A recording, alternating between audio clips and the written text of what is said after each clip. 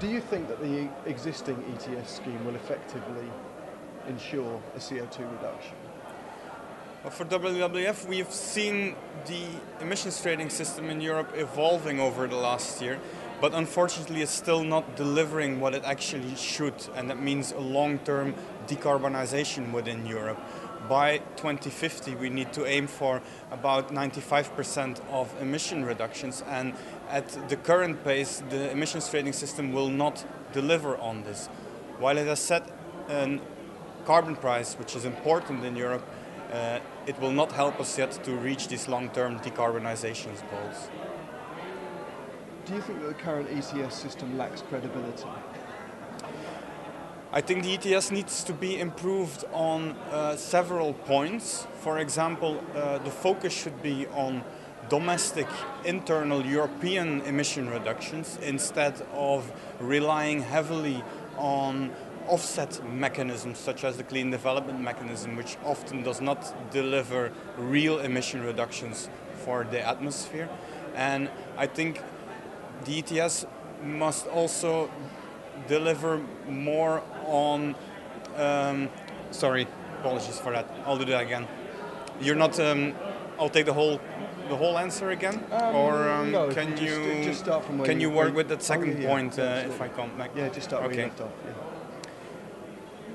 And as a second point, we also need to increase the scarcity of emission allowances in the emissions trading system, because since the economic downturn there has been a large surplus of emission allowances that came to existence under the emissions trading system, so that needs fixing as well. So as a part of that, do you think that the set-aside proposals that have been put forward by some bodies are relevant?